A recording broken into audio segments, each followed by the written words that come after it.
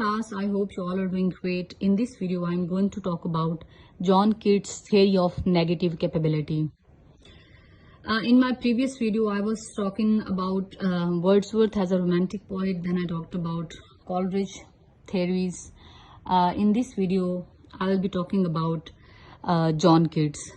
जब रोमांटिक्स की बात हो और जॉन कीट्स की बात हो तो ऐसा तो हो ही नहीं सकता, क्योंकि जॉन कीट he was a quintessential a romantic poet because he was known for his focus on beauty, nature, love, mortality, and sensual imagery. So he was in a real sense a romantic poet.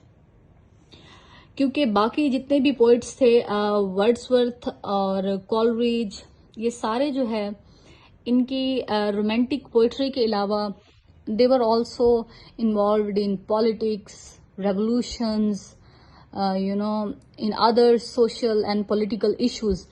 But John Keats जो था वो इन तमाम चीज़ों से जो है वो अलग था, और उसकी जो जितनी भी पोइट्री है, जितनी भी राइटिंग्स है, वो सोलली जो है नेचर के ऊपर हैं, ब्यूटी के ऊपर हैं.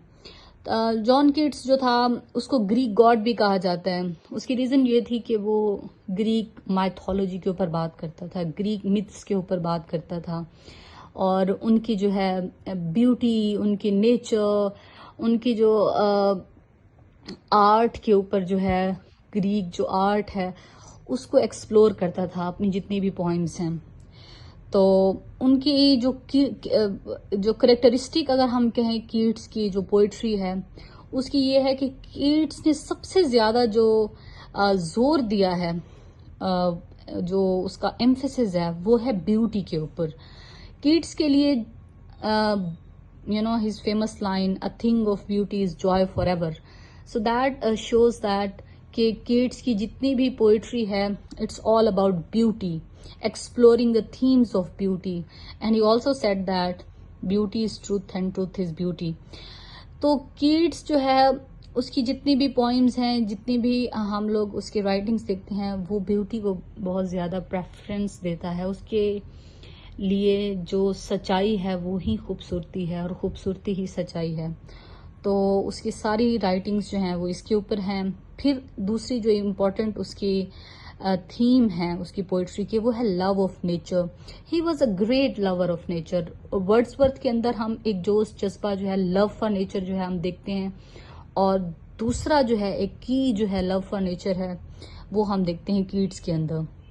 वो अप्रिशिएट करता है नेचुरल वर्ल्ड को, और उसका इन्फ्लुएंस जो है वो ह्यूमन नेचर के ऊपर, ह्यूमन इमोशंस के ऊपर, इमेजिनेशन का जो इम्पैक्ट है इंसान के अंदर, वो इन तमाम थीम्स को जो है वो एक्सप्लोर करता है.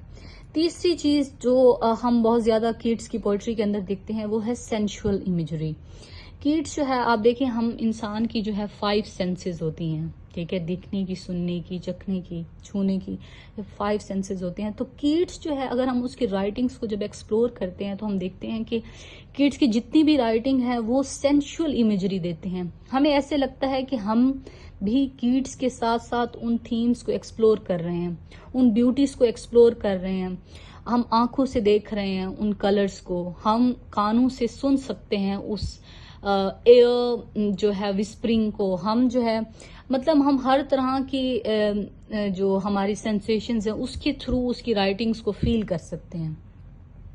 तीसरी और चौथी बड़ी इंपॉर्टेंट चीज़ ये है कि कीट्स की पोइट्री जो है उसके अंदर हमें इमेजिनेशन के साथ साथ एस्केपिज्म जो है बहुत ज़्यादा नज़र आती है. बिकॉज एस्केपिज्म उसकी पोइट्री के अंदर इसलिए है ज़्यादा क्योंकि कीट्स की जो लाइफ है वो बहुत ज़्यादा अप्स एंड डाउन्स का हिस्सा रही है. उसकी लाइफ के अंदर जो है उसने अपनी मदर को, अपने ब्रदर को जो है उस टाइम आपको पता है ट्यूबरक्लोसिस जो है वो एक ऐसी बीमारी थी जिसका कोई इलाज नहीं था, तो उसकी वजह से उसको खोया उन्होंने. तो इन चीज़ों को मद्देनज़र रखते हुए जो लाइफ एक्सपीरियंसेस है, हम उनकी पोइट्री के अंदर जो है बहुत ज़्यादा एस्केपिस्ट एलिमेंट देखते हैं कि वो अक्सर एक ख्वाब کی شکل میں یا جیسے نائٹنگیل کے جو سانگ ہے اس کی شکل میں اس دنیا سے دوسری دنیا کی طرف جو ہے موو کر جاتا ہے اور وہاں پہ ریزائڈ کرتا ہے اور وہاں پہ ایک آئیڈیلسٹک جو بیوٹی ہے اس کو تھوڑا سا ایکسپلور کرتا ہے بیوٹی کو. اور جو ہے کیٹس جو ہے لائک ادر رومانٹکس اس کا فوکس ایموشنز کے اوپر بھی بہت زیادہ ہے، پرسنل ایکسپیرینسز کے اوپر، اپنی کس طرح سے ڈیپ فیلنگز جو ہے سورو کی یا خوشی کی وہ کس طرح سے جو ہے وہ انسان ایکسپیرینس کرتا ہے، ڈیتھ کو کس طرح سے ایکسپیرینس کرتا ہے. تو یہ ساری چیزیں جو ہیں ہم کیٹس کی پوئٹری کے اندر دیکھتے ہیں. اس طرح سے پاسٹ کا بہت انفلوئنس دیکھتے ہیں، گریک رومن مائتھولوجی کا، شیکسپیئر کا بہت زیادہ انفلوئنس ہے کیٹس کے اوپر. تو یہ ساری چیزیں جو ہیں وہ کیٹس کو ایز اے رومانٹک پوئٹ جو ہے وہ پیور ایک رومانٹک ہم کہہ سکتے ہیں کہ اس کو بناتی ہیں. On the other hand the concept which we are going to explore today is his negative capability.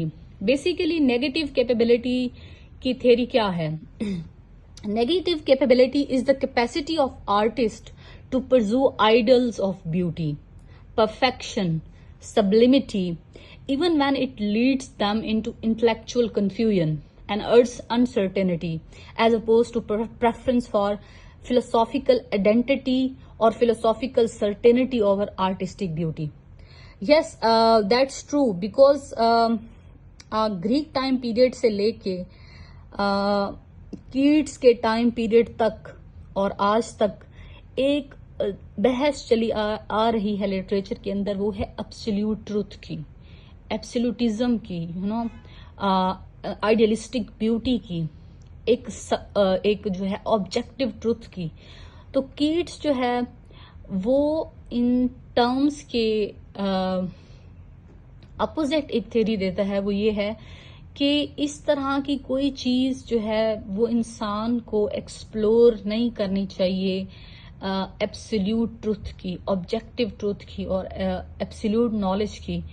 اس کا یہ ماننا ہے کہ انسان کی جو ہاف نالج اور ہاف کنفیوژن ہے یا اسٹیٹ آف اس طرح کی اسٹیٹ جس میں وہ اپنی ججمنٹس جو ہے کسی چیز کے بارے میں لاجیکل کنکلوژن کے بغیر کوئی ریزلٹ یا اس کو فیل کرتا ہے اپنی پوری پرسنالٹی کے تھرو، وہ چیز جو ہے نیگیٹو کیپیبلٹی کہلاتی ہے.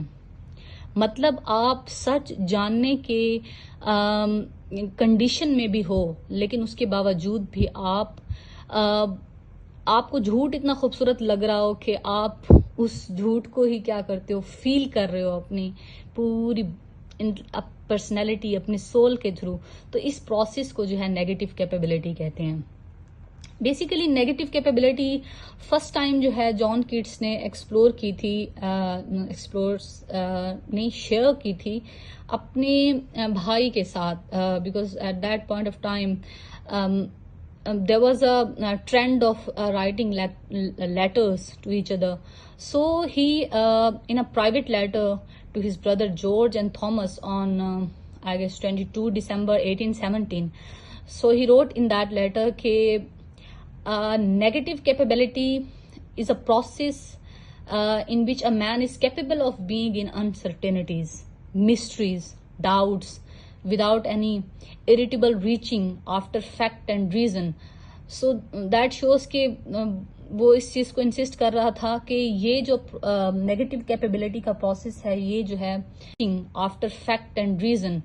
سو دیٹ شوز کہ وہ اس چیز کو انسسٹ کر رہا تھا کہ یہ جو نیگیٹو کیپیبلٹی کا پروسیس ہے یہ جو ہے ایسا پروسیس ہے جس میں آپ اپنی ہاف نالج کے ساتھ ہی کنٹینٹ رہتے ہو، آپ مطمئن رہتے ہو، آپ کو جو ہے وہ ایبسلیوٹ نالج جو ہے وہ نہیں چاہیے ہوتا. کیونکہ اس ٹائم پیریڈ پہ اگر ہم پیچھے دیکھیں ورڈسورتھ جو تھا اس ٹائم جو وہ ایکسپلور کر رہا تھا نیچر کو، تو وہ ایک آئیڈیلسٹک جرمن فلسفی جو ہے وہ ایکسپلور کر رہا تھا. وہ ایک نیچر کو ایک سائنٹیفک وے کے اندر ایکسپلور کر رہا تھا، اس کا ایک سچ جاننے کے لیے کہ بیسیکلی لاجک کے تھرو وہ نیچر کو ایکسپلور کر رہا تھا. لیکن کیٹس جو تھا کیونکہ یہ ایک آئیڈیلسٹ تھا، یہ بیوٹی لور تھا، تو یہ چاہتا تھا کہ انسان کو جو ہے انسرٹینٹیز جو ہیں وہ بہت ہی خوبصورت جو ہے وہ دنیا میں لے کے جاتی ہیں. جیسے وہ نائٹنگیل کے سانگ کے تھرو ایک دوسری دنیا میں چلا جاتا ہے. حالانکہ لاجک اور ریزنز کا اس میں کوئی بھی وہ نہیں ہے، لیکن وہ اس سانگ میں اتنی خوبصورتی ڈھونڈتا ہے، اتنا پیس ڈھونڈتا ہے کہ وہ اس کو جو ریئل ورلڈ ہے اس میں آنا اس کو پسند نہیں ہوتا. اسی طرح سے کچھ اور پوئمز میں جس میں وہ آرٹ کو ایکسپلور کرتا ہے، اور آرٹ کو ایکسپلور کرتے ہوئے وہ یہ کہتا ہے کہ آرٹ مجھے اس طرح کے ادھر لے کے جاتی ہے، ریئلمس میں لے کے جاتی ہے کہ میرا دل ہی نہیں کرتا کہ میں واپس اس دنیا میں آؤں جس میں مایوری ہے، جس میں دکھ ہے، جس میں پین ہے، جس میں سیڈنس ہے. سو دیٹ شوز کہ کیٹس جو تھا وہ سیمیول ٹیلر کولرج کے برعکس جو ہے وہ نیگیٹو کیپیبلٹی کو جو ہے وہ پریفر کرتا ہے، کہ جس میں انسان جو ہے وہ اپنی ججمنٹ کو جو ہے سسپینڈ کر دے، اور جو سچائی ہے وہ بیوٹی کو ہی اس کی قرار دے، کہ آپ جو ہے وہ اس طرح کے کنڈیشن میں ہو کہ آپ یہ جتنی بھی ججمنٹس ہیں یا کوئی لاجک یا کنکلوژن کے بغیر ہی کسی بھی چیز کو اس ایز اٹ از اس کی وجود کی بیس پہ جو ہے ایکسیپٹ کریں. اس چیز کو، اس پروسیس کو جو ہے نیگیٹو کیپیبلٹی کہتے ہیں. Thank you.